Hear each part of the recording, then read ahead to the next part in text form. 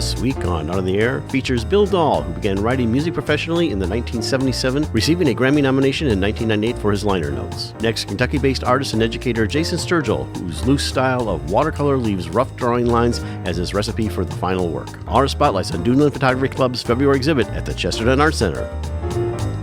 Express yourself through art and show the world your heart. Express yourself through art and show the world your heart. You're in the know with Esther and Larry.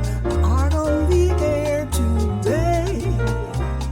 Stay in the know with Larry and Esther. Art on the air our way.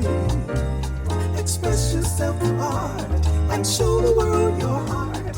Express yourself through art and show the world your heart. Welcome. You're listening to Art on the Air on Lakeshore Public Media, 89.1 FM, WVLP 103.1 FM, our weekly program covering the arts and arts events throughout Northwest Indiana and beyond. I'm Larry Breckner of New Perspectives Photography, right alongside here with Esther Golden of The Nest in Michigan City. Aloha, everyone. We're your hosts for Art on the Air. Art on the Air is heard every Sunday at 7 p.m. on Lakeshore Public Media, 89.1 FM, also streaming live at lakeshorepublicmedia.org, and is available on Lakeshore Public Media's website as a podcast. Also heard on Friday at 11 a.m. and Monday at 5 p.m. on WVLP 103.1 FM, streaming live at wvlp.org. Our spotlight interviews are also heard Wednesdays on Lakeshore Public Media. Information about Art on the Air is available at our website, breck.com/AOTA. That includes a complete show archive, spotlight interviews, plus our show is available on multiple podcast platforms, including NPR One. Please like us on Facebook, Art on the Air, WVLP, for information about upcoming shows and interviews. I'd like to welcome to Art on the Air Spotlight from the Duneland Photography Club, the longtime president of it. He's going to talk about some upcoming things that are happening for them and things that they've just done. Steve Bensing, who is the president. Welcome, Steve, back to Art on the Air Spotlight. Well, it's good to be here, Larry, and Esther. It's good to see you here, too. Yeah, it's wonderful always, to see you. Yes. It's always fun to be here. So you have an exhibit coming up, but maybe we would talk about first, before you get into that, that'll be in February, some of the things you have been doing, like December, January, and things like that, and even earlier if you want, and then we'll move on to the exhibit. Oh, sure. There's been a lot going on. You know, we do different events. You know, just a couple of things we did around the holidays was we had Tuba Christmas, which was at Valparaiso University, and got a chance to photograph that. We were asked by Amy Tomasak over there to do it. We also did a photo shoot of Santa with kids, and that's always a fun time, especially the ones that are a little bit apprehensive of being on Santa Claus's lap. So all of those are good. We've had, of course, we had various photo shoots. We just went out for a winter one on Saturday, and we'll have some more coming up for outdoor things to enjoy the weather. In the wintertime, we got to enjoy all the seasons. You had the marvelous Christina as a guest speaker. So it sounds, what a lineup. Yes. To start the year. Christina Kanowski came to our club and spoke about framing. And that's a very practical thing for the things that we have going on. We also had in February, our speaker was a fellow that comes from Michigan, but he wanted to, his name's Mark. I just met him recently, but his name is Mark Suggs, and he did a thing on printing, and printing could be printing photos at home, or it could be using services for that. So we learned a lot. We got some upcoming speakers, such as Amy Tomasak is coming to us in March.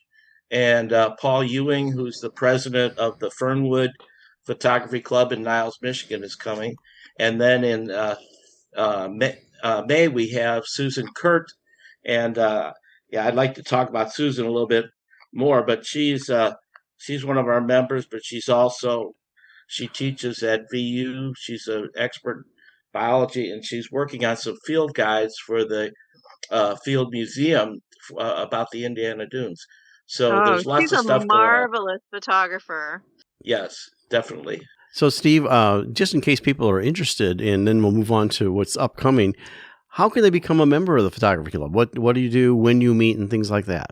Okay, so we meet the first Tuesday of every month, and we meet at Sunset Hill Farm County Park, near the intersection of Meridian Road and US 6. We meet in what's some people call the silo or the grain bins, round metal building, the Horton Family uh, Education Center. And we meet at 6 o'clock for a regular meeting. We meet, you can come early. We have mentoring. So we have people that come early to join. Just show up, and it's $15 a year. You can't hardly go to Starbucks and spend less than that. So, we really have a good deal. We have lots of different activities and events that I discussed a few of them. Right. Well, you have an exhibit that's already opened at the Chesterton Arts Center. It opened in February 2nd, running through the 28th. But tell us about, I don't know if that one had a theme to it. I thought it might. Yes. I hope for a new season. And, tell us all about the exhibit and everything. Well, it's really a fun exhibit. It's been a couple of years since we've been to the Chesterton Arts Center. So it's a big show.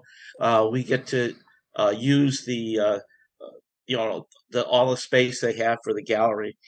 We have 23 members that participated in this exhibit, and this one we decided to have a little bit of interest by deciding who would be the best of show and different awards. Leanne Angerman, who is a member of our club, but she's busy with other things. She's the Northwest Indiana Regional Director for Senator Jim Banks, who's a U.S. Senator from our state. And so she's got a lot of things on her plate, but she was so happy to judge this show for us. And like I said, you will still have prizes for it? Well, this is the first time that we've done our own this way. So the winners received a ribbon. In the past, we might even in the future we might have some monetary things, but right now it's the pride of knowing how well you've done. Right, that's great. And any other future exhibits coming up in our last minute here? Okay, well we're going to have an exhibit at the Art Barn in the summer, and so we always look forward to that. And late fall, early winter, we're going to have an exhibit at the Village Gallery in Valparaiso. Sounds great. Oh, nice. Well, it's a busy time. That's the Duneland Photography Club's exhibition, Hope for a New Season. It's running already open February 2nd through the 28th. Catch it at the Chesterton Arts Center on 4th Street here in Chesterton. And we'd like to thank Steve Benson, president of the Duneland Photography Club, for coming on Art on the Air Spotlight. Thank you. Thanks. Have a great year, Stephen. Art on the Air Spotlight and the complete one-hour program on Sunday is brought to you by Ember Forge Consulting, with end-to-end expertise in learning strategy, design, and implementation. Ember Forge turns your organization's knowledge into impact. To learn more, visit emberforgeconsulting.com. This is Janet Davies, formerly of ABC7 and now the Dunes Arts Foundation, and you're listening to Art on the Air on Lakeshore Public Media 89.1 FM and on WVLP 103.1 FM. We are pleased to welcome Bill Dahl to Art on the Air. Bill has been a professional music journalist for almost 50 years. He has long specialized in writing liner notes, essays for reissue CDs, focusing primarily on vintage rock and roll, blues, soul, doo-wop, rockabilly, and country material for just about every reissue label in existence. Bear Family and Sunset Boulevard are his two current main accounts. In 1998, Bill was nominated for a Grammy for his contribution to the notes on Rhino's box set, Ray Charles, Genius and Soul, the 50th anniversary collection. Bill won a Blues Music Award for compiling and annotating the 2013 four-volume series, Plug It In, Turn It Up, Electric Blues 1939 to 2015, the definitive collection, which also won him a Living Blues Award as Producer of the Year. One of his latest CD projects for the Bear Family is Chicago Rocks, Windy City Rock and Roll, Volume 1. Thank you for joining us on Art on the Air. Aloha and welcome, Bill. Wonderful meeting you. My pleasure. Thanks for having me. Well, Bill, what we would like to do with all of our guests is find out their origin story. And how we set that up is by saying how you got from where you were to where you are now. So tell us all about Bill. Well, I was born in Chicago. It's the only place I've ever lived. And two things, I guess, that really stood out is, A, my Uncle Joe was the jukebox king of Decatur, Illinois. So he would give me all these old beat-up 45s to listen to when I was like 3 or 4. So I would get all these Jerry Lee and Elvis and the Coasters and the Drifters and even Bobby Rydell and Freddie Cannon 45s, to listen to on my little $29 record player. And that, I guess, is part of what instilled my love for rock and roll, 50s rock and roll, that I write about to this day. And the other part was my mother was a waitress at a joint called the Cairo Supper Club at Sheridan and Irving Park Roads on the north side of Chicago. So I was exposed to like live music when I was 4 or 5. Bill Scully and the Dynatones, Tony Smith and the Aristocrats, both of whom were on that CD. You mentioned Chicago Rock. And so that gave me a lot of background on what rock and roll sounded like live. And then when I was 13, I went to a high school downtown called Metro. And since I was going downtown every day, I'd take my lunch money and visit all those record stores downtown.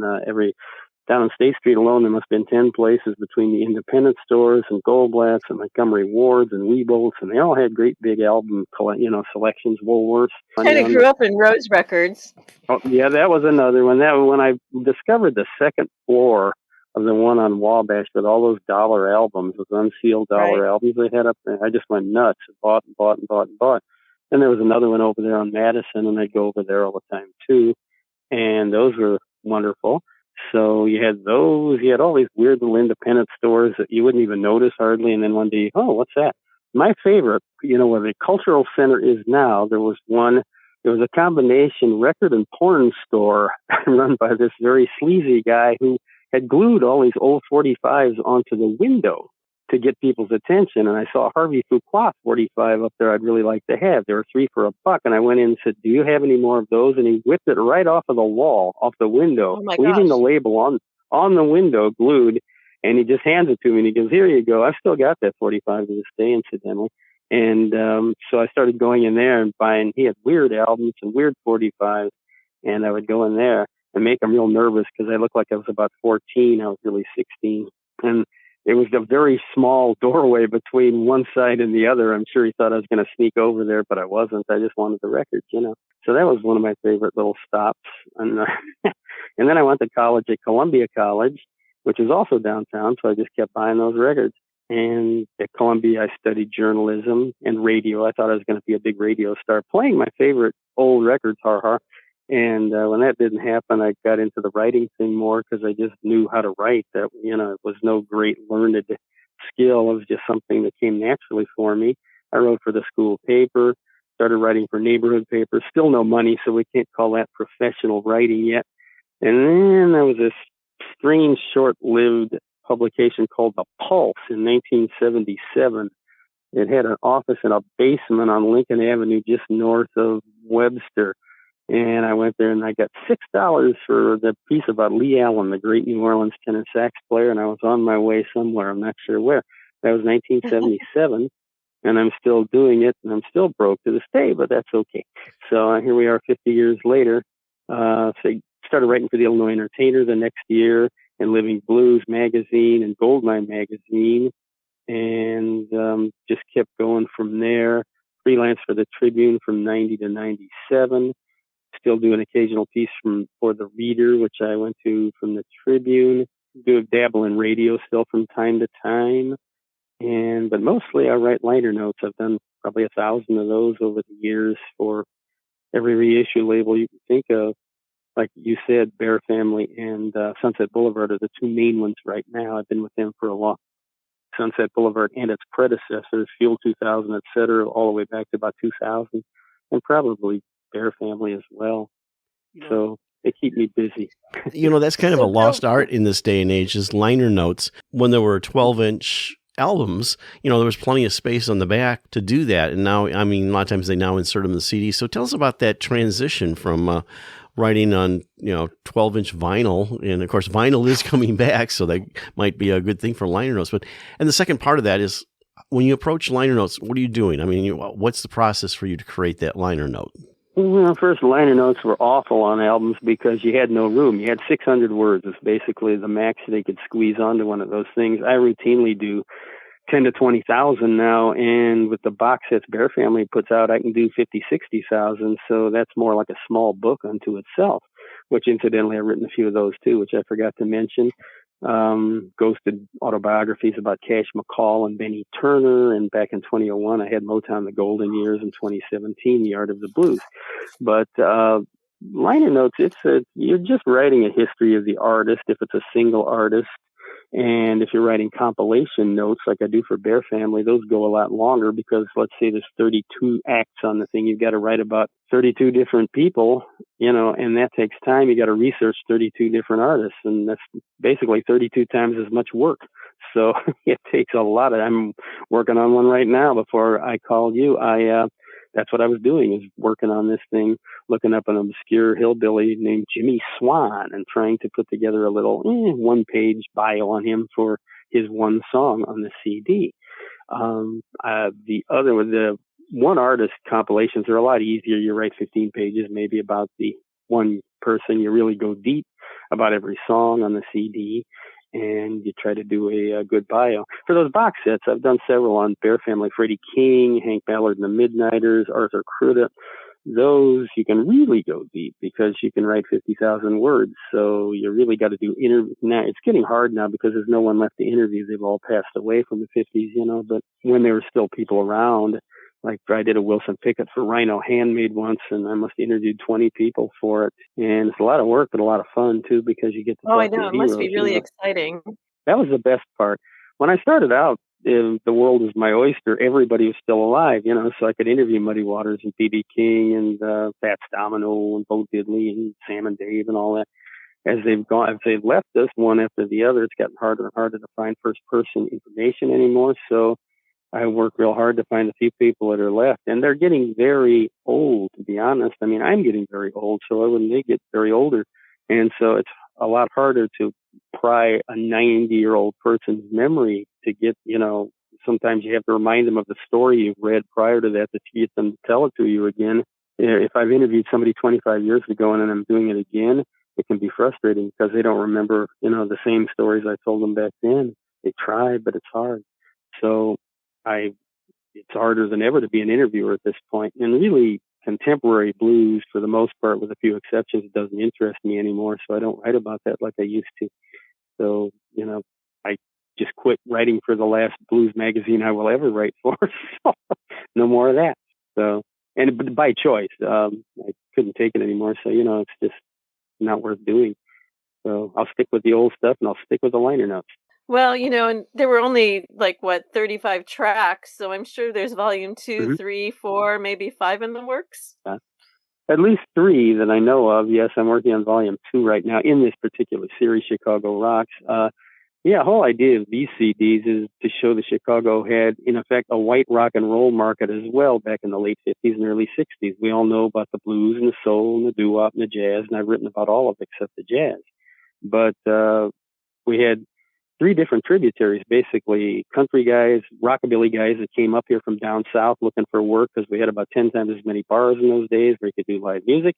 We had the teen idol guys trying to be the next Elvis, and we had lounge acts trying to pass as rock and roll when it became hot, and twist acts in the early 60s. Oh my golly, there were a lot of those. And, so you had bars on Rush Street, and you had the Tropicana's Popples. Tropicana, I'll get it right, Popples under 21 Tropicana Lounge, way out in the south suburbs. And that was where kids underage would go to drink these tropical drinks without booze in them, with little umbrellas in them, and listen to rock and roll.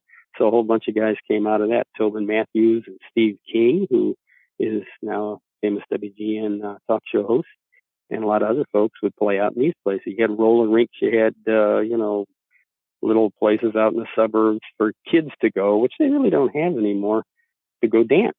And these acts would play there. So it's a very interesting scene to try to, because nobody's ever really documented it before. We had a guy named Jim Lounsbury here in Chicago had his hands in as many pies as Dick Clark did, but nobody knows about him anymore, and it's a shame because he produced records. He had a show on WGN every day, did a lot, everything. He had a radio show, so he produced a lot of the stuff on this CD. Mm-hmm. Yeah, that's, and so many of the artists, they wrote their own songs, which is like Steve, who you mentioned. He wrote, Oh yeah, and I really, Lenny LaCour, I mean, he wrote for other people yeah. too. It's He very ended up exciting. But having speaking about, Lenny. if we can Uh-huh. talk about then Debbie Dean, do you know if she sounded different with each name she took on? I mean, or did she? Yes, she unequivocally did. Prior to rock and roll, I haven't heard the one in 1950 on Aristocrat. That's just nowhere, but I assume it was just pure pop, like a K-Star or a Patti Page or something. Then by 55, it's kind of brassy rock and roll, and she's kind of trying to straddle the fence between rock and roll and pop.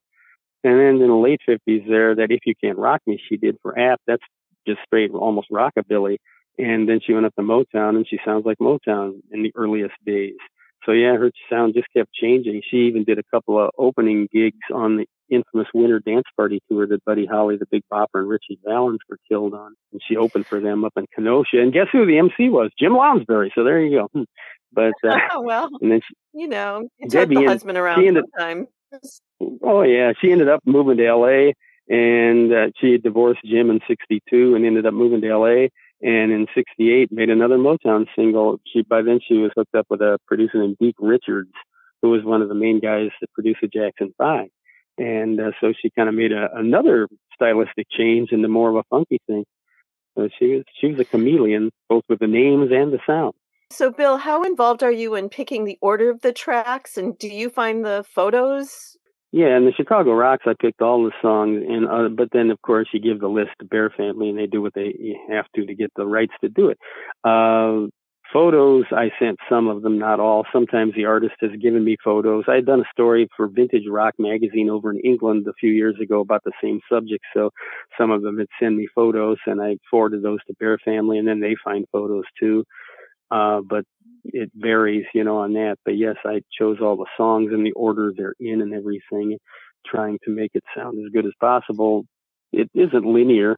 I didn't want to do it that way because sometimes you do in different, comps, but not on this one.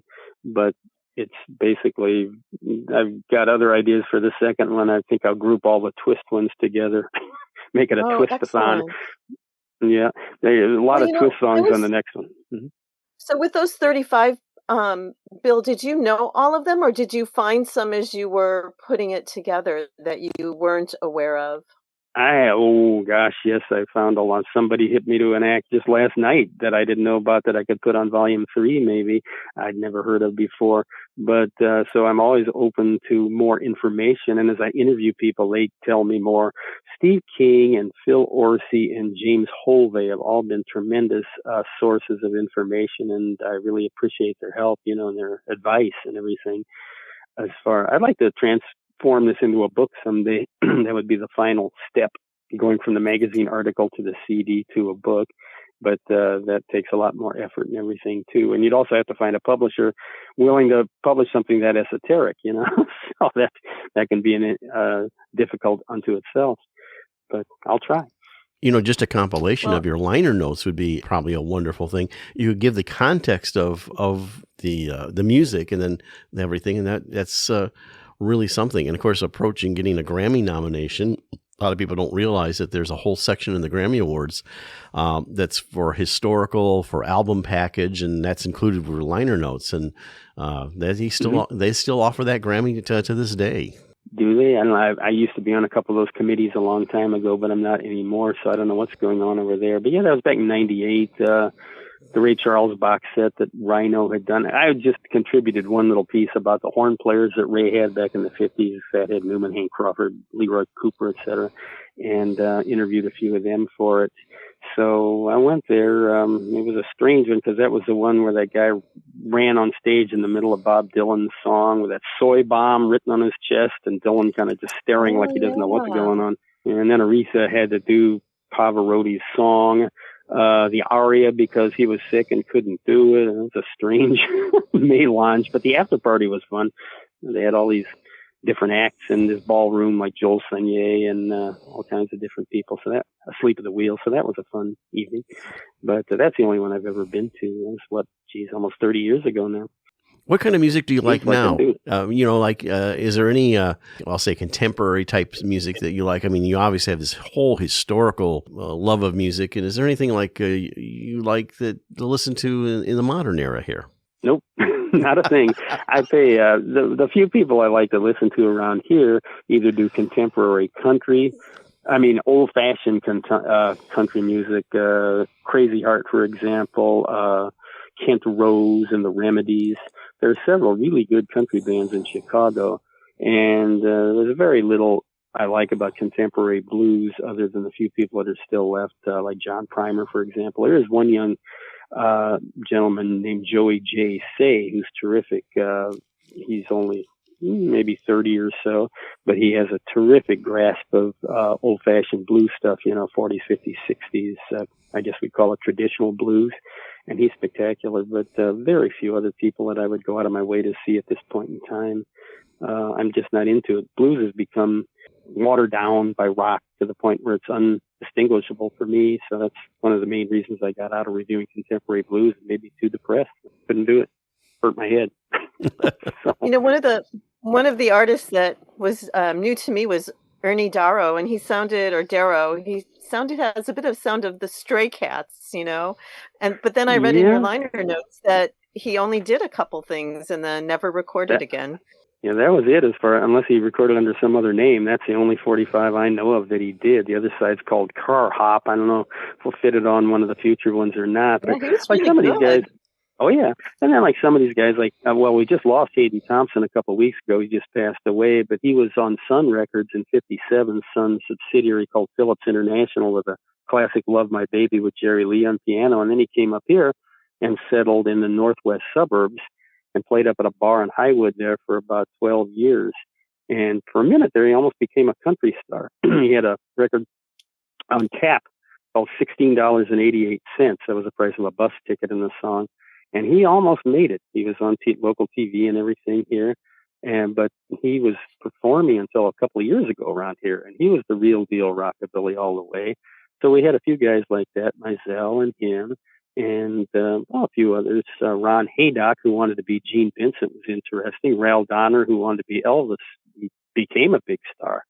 And he sounded like him. I mean, he really did have very much an Elvis like tone to his voice. Well, like his drummers told me, he said, "Why do you want to sound like Elvis?" And he goes, "I can't help it. I just do." And that was it. So that's the way it comes out. He just absorbed it, from day one. And he made it big, although none of his big hits were cut in Chicago, which is why I didn't put them on there, because they were done in Miami and New York, so they don't really fit, So, but that one session he did, the one we got on here, "I Got Burned," that was done here in '62 down at Universal, which was Chicago's #1 recording studio. It was down on Rush Street, up above a liquor store, and it was state of the art. So that was the one that the people with money went to.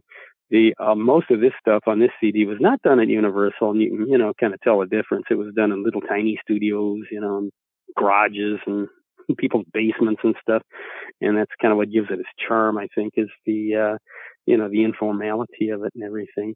You got people on here like Ronnie Rice. That's his first single. He's still out there performing to this day. It is a one-man band thing. Does 50s and 60s rock and roll really well. And he's good. Tony Smith, we just lost him a couple of years ago, but he was performing here until about 2008. And my golly, he was well into his 90s, and he's still playing drums. I went out and saw him a few times. He sounded great. And then others, I have no idea whatsoever whatever happened to them. I'd love to find out, especially if they're still around so I could talk to them. But Eddie Bell and the Bel Airs, of course, Eddie became Eddie Blazonczyk and became the Polka King of Chicago. Had won a number of Grammys. So he also recorded a Lenny LaCourse tune. Yes, he was a Lenny discovery, at least as a rock and roller. Yeah, Lenny was interesting because he moved up to Milwaukee for a while, and then he got hot. He got a few hits with Harvey Scales and the Seven Sounds, a really good soul singer out of Milwaukee. So he kind of changed his focus as a label owner. I have an odd question that I don't even know if you'd know the answer to. So all of these groups, did they choose their own looks, or does the record label say you're going to look like this, or do you know how that worked for them? Back in those days, they were just who they thought they should be. There was no grooming or anything of possible no stars. No rockabilly costume shop. Nothing like that. No, like Frank Deaton, there's pictures of him, like that one in the thing where he's trying to look like Elvis, obviously, and guys like that. A lot of the teen idols fashioned themselves as Elvis, but because he was the guy, so everybody wanted to be Elvis, unless they wanted to be Jerry Lee if they played piano. But that was who they wanted to be. As time went, the Beatles changed everything. After that, that's the delineation point. If it sounds more like the Beatles and more like garage rock, then it doesn't belong on these. It belongs on a different CD. I'm trying to show you how it's more was back in those days. The 50s, which unfortunately just hasn't gotten any juice at all as far as promotion goes, or CDs or anything else. So I thought it was about time to hopefully fix that. And a lot of times, I've seen a couple other alleged Chicago rock and roll CDs that came out, but they were all over the map. They were downstate Illinois and Indiana and this and that. That's not Chicago. That's somewhere else. That's another interesting thing. You could do different CDs of that, but it doesn't fit this in my vision. So sure. Somebody was giving me grief on Facebook the other day because, so-and-so wasn't from Chicago. No, but he lived up here for quite a while, while he was performing up here. And here is where he recorded. And therefore, I consider him part of the Eddie Cash comes to mind in that realm. He eventually went out to Vegas as an Elvis imitator for many years. Bill, thank you so much for this fabulous CD. It's delightful to listen to. Glad you like it. It was a labor of love because, it's sold real well around here from what I can see. Like Dusty Groove had it. I hadn't gotten my copies yet, so I bought one there. And then a month later, I went back and they were all gone. So people must have bought it. I did Steve King and Johnny Putman's show, and that probably helped clear them out. But I noticed like a couple days ago, Bear Family said, "Oh, you're on for volume 2, blah, blah, blah, blah, blah." So I thought, well, something must be getting back to them at selling. so that was interesting. But the second one will have a lot of the same artists. Oh, thank you. It holds together pretty well. Of course, I had 6 years to work on it because I kept trying to perfect it. I kept diddling with the liner notes and let's move a word here and a graph there and move it around. And so this next one won't have 6 years. It'll have more like 6 months. So, let's hope that it sticks together the same way. There'll be a few new acts along. There's only one Elwood Twinkie, God knows. So that was it. So the Cinderella. That one may not have been done in Chicago. That's the one ringer, because even though the label actually helpfully lists all the musicians on it, the drummer told me that in reality, Elwood, who was the bass player, Earl Hensley in Ral's band, that was Ral's band, he snuck off to Nashville to record it. So it may not have been there, but I let it slide because it's never been on anything. And Cinderella Twist, as I said in the notes, go on the internet and see Ral Donner do the same song on a 7-minute short called Twist Craze, produced by none other than Jim Lounsbury. And he does a great version of it, but he never put it on a record. And I imagine that's why Earl did it. So it needs to be somewhere. So that's why it's on there. We have to kind of wrap it up here. We're running out of time with such great stories you're telling about everything. Lifelong Chicago resident, you're telling about your writing professionally and your compilations you're putting together and everything like that. And we in Northwest Indiana kind of consider us part of the Chicago scene, but I understand the delineation there. So that's Bill Dahl, and he's Grammy nominated for his writing for liner notes and a whole wide range of things, The Art of the Blues and Visual Treasury and everything. Thank you so much for coming on Art of the Air and sharing your wonderful storied history. Well, thank you very much for having me. It's been a pleasure. This is Adam of the Empty Pockets, and you're listening to Art on the Air on Lakeshore Public Media 89.1 FM and on WVLP 103.1 FM. We would like to welcome Jason Sturgill to Art on the Air. Jason is an artist who wants to challenge the viewer to gaze longer at art, longer than the 6 seconds he claims is the average time of looking. He strives to add movement into all of his pieces. Thank you for joining us on Art on the Air. Aloha and welcome, Jason. It's really nice meeting you. Bonjour and guten Tag. And hello from Kentucky. It's nice meeting both of you as well. And guten Tag to Thank you you. also. Well, Jason, how we always start out interviews is getting your origin story, where you grew up and everything like that. I always like to say how you got from where you were to where you are now. So tell us all about Jason. I got 23 minutes. I have to give you the cliff notes. First off, I was raised in Virginia. I'm a mountain boy. I grew up on the top of the mountain. Very much an Appalachian upbringing. Had 3 brothers, loads of cousins that would live with us. My dad was a climber. My mom worked from home, and we just had a good upbringing. Fun times, always outdoors, always exploring the world around us. I eventually got into music, and then really been sketching all my life, but got into music as a side gig and really got into it for a while. And then that landed me in college. So in college, I started taking some art classes, learning that I could do this, and then wound up becoming an art teacher. So I've pretty much been teaching for the last 24 years, and now I'm trying to make a good run toward my retirement by working the side gig as a freelance artist and trying to learn the world of the art field. So here we are. So, when did the music start? What was schooling like? Were there a lot of art and music in the school? Was your family musical? My family was, my dad was a football player. That's what Appalachia was known for. And then my mom loved singing. She was not trained by any means, but she loved, singing church hymnals and just singing along with the radio. And, that was always in my life. My brother is the one who got into music first. My older brother, 5 years older than me, started playing, and then my parents saw the value in it and then pushed me into doing that. And, my little brother after me did the same thing. So 3 or 4 of us were actually in musical things over our career. And then I went on to college, got a music degree first, and then I've gotten 4 art degrees afterwards, 2 different masters and 2 more bachelor's degrees. So were you all playing the same instrument, or did you choose different instruments? My brother started on baritone euphonium, then wound up playing tuba. I started on trombone, and then wound up playing tuba. And I've traveled the world playing tuba. I've been all through the country, north, south, been to China.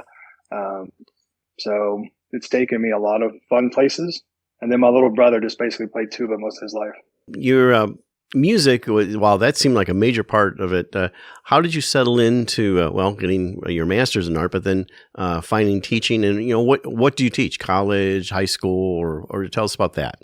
So go back to the first question, or previous question. There was not art in school in Virginia. There was a high school art class, but the art teacher at that time was an English professor or an English teacher who just taught 1 class of art. And then he retired the year that I was going to take art. So I never had any kind of formal training in school. So I always drew, I always painted. There's a fun story out there about a teacher who pulled my dad in, woke him up, made him come to school and have a parent meeting because I was always drawing in class. And, basically he grabbed my sketchbook and told me to tell the teacher what she was teaching that day. And I kind of like out of almost a scene out of like Old School, the movie, where Will Ferrell just starts reciting things. That's what I did. So my dad knew at that point that I should be drawing in class, even though I didn't have any education and teachers to teach me, that I should be involved in that. So become a part of my plan, and then voila, drawing ever since. So when I got to college, I took a class just to see if I could do it, fell in love with it, and then haven't turned back. So for you, has it always been drawing? I've carved and whittled, and I really am a dabbler. If you look at my studio, I have carving tools and computer art, computer work. I'm currently right now doing a lot of modeling in modeling clay, and then doing 3D scanning and printing those out. So, I mean, I just dabble in a lot of stuff. I love to print make. I actually was just teaching a class to other teachers about printmaking and different ways you can do printmaking. So I love art. I love doing artistic things, and on top of that, I just love learning new stuff. And then as I learn it, I love giving it to other people so that they can use it as well. So then you, when you teach, you finally landed a teaching job. I'm assuming it's school. Tell us the challenges of teaching art. I mean, a lot of times kids come into those types of classes as like, okay, then, this is not my math class, and they consider it a blow off. But how do you find the student that really takes that seriously versus the one that says, okay, I just need to check this box? I've taught for a long time and taught a lot of different students. In rural areas and now in more of an urban setting in Lexington. And finding a path to kids is what we do, and trying to find a way to get them to succeed. If I came in every class period cookie cutter wise and was like, all right, we're all going to do this and you're going to do it my way, and that's it. Yeah, zero engagement. You're not going to find those kids. Right. So, but if you come in and you start them all in the same spot, and then you allow them, and I use this a lot, especially with my older students and my college students, about trying to create a journey for them and trying to, I'm going to walk the journey with you. I'm going to guide you. I'm going to give you some feedback. But what we do in these classes is, I'm learning from you, you're learning from me, but we're taking this journey together. And just like any good voyage, whether you're climbing Mount Everest or just going to the store, you always want to go with someone, and you want to do that with someone. And that's my job, is to walk that with them, encourage them sometimes, praise them sometimes, and sometimes just keep my mouth shut and let them learn. Because failure is also one of the greatest teachers, and you got to let people fall on their face and then struggle a little bit, but then wait for them to ask for help. And as a teacher, and as a firstborn, I want to jump in sometimes and do that. And I got to step back and say, hey, you've fallen on your face. All right. Pick yourself up a little bit, and then we'll kind of go from there. And, if I see that they're not, then I encourage them. But if they rebound, then I've done my job. So Jason, are you able to carve out time for your own personal work while you're teaching? I know that in making lesson plans, I expended so much artistic energy that sometimes there wasn't enough time or desire for me to work on my own personal art. And that's the great thing about, being a working artist as well, is that you're not having to sit all the time lesson planning per se, and like, I don't know how to print make, so I need to watch 15 videos on how to print make and do this and do that and do this and do that. I did that already. Like, I know that stuff forwards and backwards. I don't want to sound egotistical by any means, but when I was in college, I spent a couple extra years doing those things just so that I wouldn't be in that situation where I'd have to be sitting, writing out, lesson plans and doing all this research and this and that. And I've also learned over the years, sometimes you got to put that back on the kids, and that's a part of the learning experience, is have open-ended questions and let those kids, fill in the blank, because as 1/8 of any student's journey per day or per, every other day, I've got to be able to let them experience art and experience their creativity, without me just sitting there bonking them over the head and saying, do this, do that. You're listening to Art on the Air on Lakeshore Public Media, 89.1 FM, on WVLP, 103.1 FM. So I'm looking at I'm right now looking at a horse head. It's one of the images you sent us.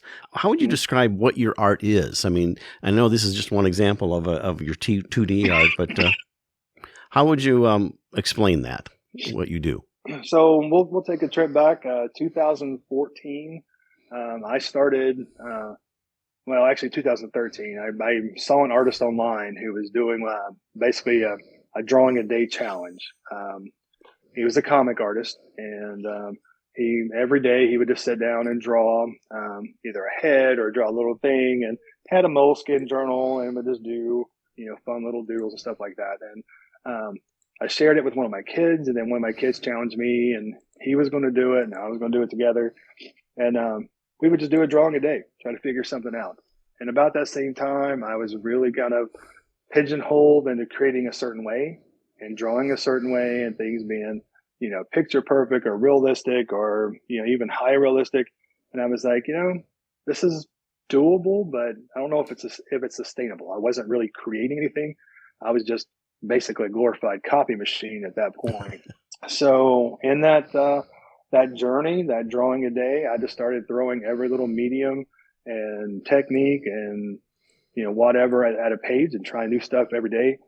And then lo and behold, this technique came about. I was mixing watercolor and ink and several different types of drawing styles all in one composition, and creating something that was ethereal. It was more of an experience than just an image. It kind of resembles stained glass a little bit, but it's also, just watercolor, and it's storytell sometimes, and other times it's find some hidden things in it. But I tell people when I talk to them in my space and when I do galleries that I'm here to create an experience for you, something that's everlasting. I don't want you to look at this piece and be able to remember it and draw it. I want you to be able to look at this piece and go, oh, that's unique, but then see it in 2 weeks and have a completely different response and a completely different rationale behind why you love that. Well, one of them I'm looking at right now, and it's either a young woman or young man walking down a street in front of a row of houses, but then sketched, and very, very colorful, but sketched very thinly in there are like creatures and everything, like following that person. I can't tell if it's a young man or a young woman, but it doesn't really matter. The thing is you're looking at that and you're saying, oh, there's all these very sketched in creatures. So tell us a little bit about that piece. That one's called "You Will Never Walk Alone." The young person is, latchkey kid having to go to school, walk by themselves. But the people that are sketched in are kind of washed out a little bit. Those are the imaginary friends and the company that this person keeps, as opposed to, having that best friend to walk with them. This person's best friends are the characters that they have created. So if you look deeply, there's like an ogre in there, and there's a dragon up in the corner, and then there's just different random characters that this person has attached himself to. You can call them imaginary friends, but those are the creations and the fun things that that young person has created and will take with them the rest of their life. That piece actually sits in a larger set of pieces based around what's called a garden of childish dreams. And that looked at all the goofy things we would do as a kid. And then it wound up, the last piece in the show, which is the showcase piece, was a kid sitting with their VR glasses on, with all this technology, robots galore, and mom and dad is in the background, all dressed up, going out of the town. And it was called Techno Babysitter. And it was kind of the harsh reality that we're sitting in now, is that these kids nowadays are missing these wonderful, lively, fun, imaginative things because they're being force-fed stuff, through technology.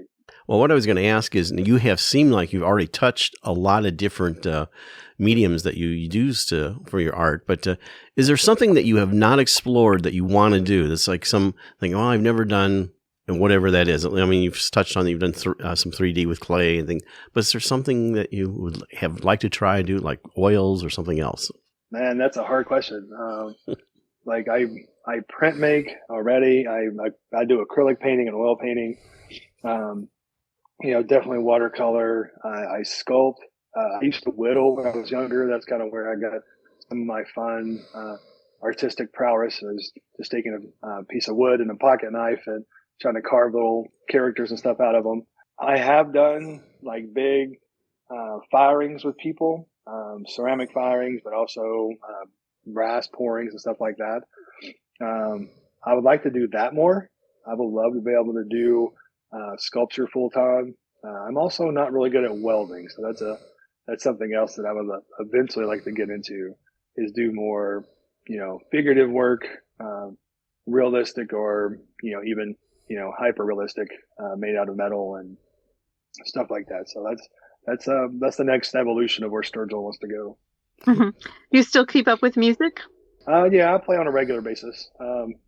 I lost my brother in January. He was the one that kind of spearheaded me into playing and kind of kept me motivated. And I've actually taken the year off from playing, but I do play with, play music with several different ensembles in the area. And, I'll have one coming up this summer that I'll try to get back into playing. But I miss it when I don't play. I miss the fact that I'm not honoring him when I don't play, because he gave up a lot. And I've kind of lived for him in some ways, through that. So, and our keeping his memory alive too. Yeah. Yeah. How did you get connected for the Love Art Fair? I think you and I talked about before we started. This is your 4th year, or you've been doing it for 4 years? And how did you connect with Shireen and get involved with that? Through Ann Clem.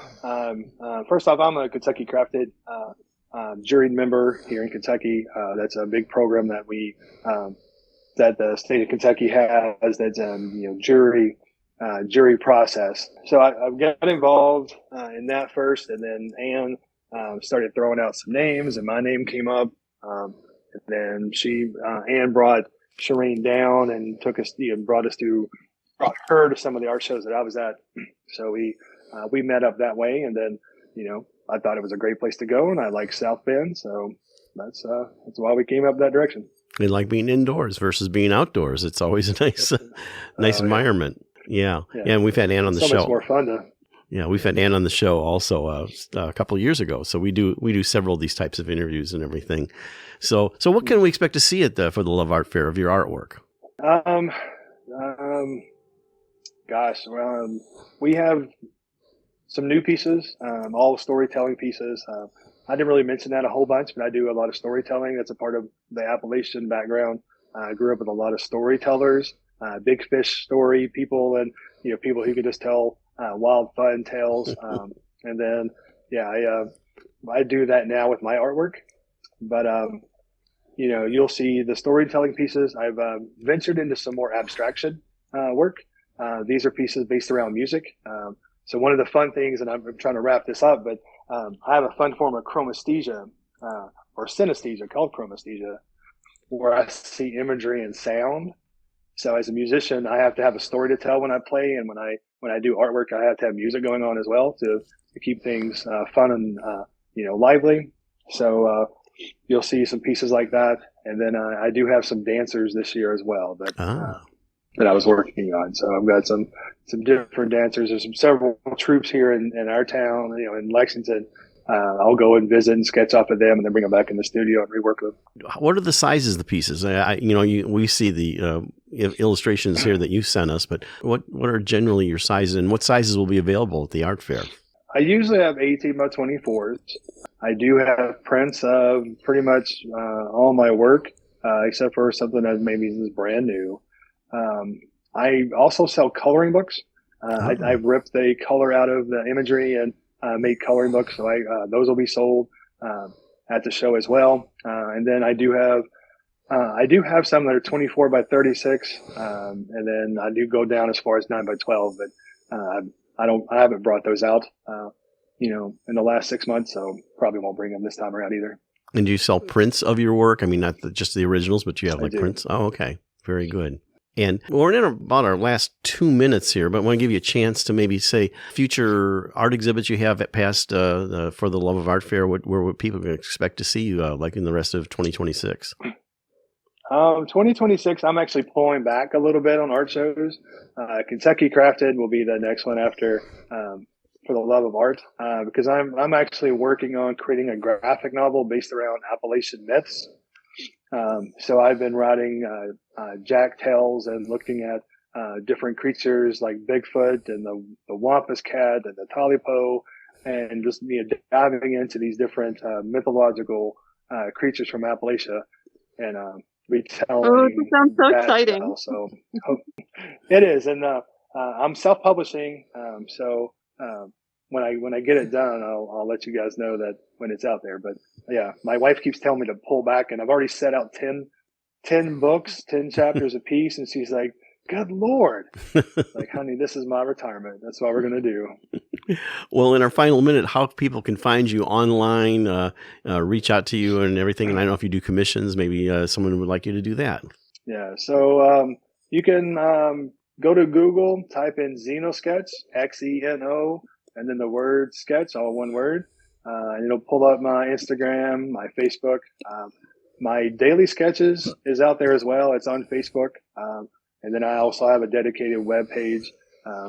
And the URL is pretty long, so that's why I say go to Google and just type in Xenosketch, and then it'll say Xenosketch, the art of Jason Sturgill, and that is me and my artistic journey there. Excellent. Well, we'll have on your picture on our website, we'll take a link to Xenosketch. Our guest today was Jason Sturgill. He'll be for the Love of Art Fair, February 7th, 8th, and that's at South Bend Century Center. If you get a chance, you can pop by and see his work in person and chat with him. Thank you so much for coming on Art on the Air and sharing your arts and actual music journey, too. We really appreciate it. Not a problem. Thank you all very much. Yeah, all the best, Jason. Thank you so much. Not a problem. Thank you. We'd like to thank our guest this week on Art on the Air, our weekly program covering the arts and arts events throughout Northwest Indiana and beyond. Art on the Air is heard Sunday at 7 p.m. on Lakeshore Public Media, 89.1 FM, also streaming live at lakeshorepublicmedia.org, and is available on Lakeshore Public Media's website as a podcast. Art on the Air is also heard Friday at 11 a.m. and Monday at 5 p.m. on WVLP 103.1 FM, streaming live at wvlp.org. Our Spotlight interviews are heard every Wednesday on Lakeshore Public Media. Thanks to Dee Dotson, Vice President of Radio Operations for Lakeshore Public Media, and to Greg Kovach, WVLP's Station Manager. Our theme music is by Billy Foster with a vocal by Renee Foster. We'd like to thank our current underwriters for Lakeshore Public Media, Ember Forge Consulting. Learn more at emberforgeconsulting.com/grow. So we may continue to bring you Art in the Air. We rely on you, our listeners and underwriters, for ongoing financial support. If you're looking to support Art on the Air, we have information on our website at breck.com/AOTA, where you can find out how to become a supporter or underwriter of our program in whatever amount you are able. And like I say every week, don't give till it hurts. Give till it feels good. You'll feel so good about supporting Art on the Air. If you're interested in being a guest or send us information about your arts-related event or exhibit, please email us at aota@breck.com. That's aota@breck.com, or contact us through our Facebook page. Your hosts were Larry Breckner and Esther Golden, and we invite you back next week for another episode of Art on the Air. Aloha, everyone. Have a splendid week. Express yourself through art and show the world your heart. Express yourself through art and show the world your heart. You're in the know with Esther and Larry. Art on the air today. Stay in the know with Larry and Esther. Art on the air our way. Express yourself through art and show the world your heart. Express yourself through art and show the world your heart. Express yourself through art and show the world your heart. Express yourself through art and show the world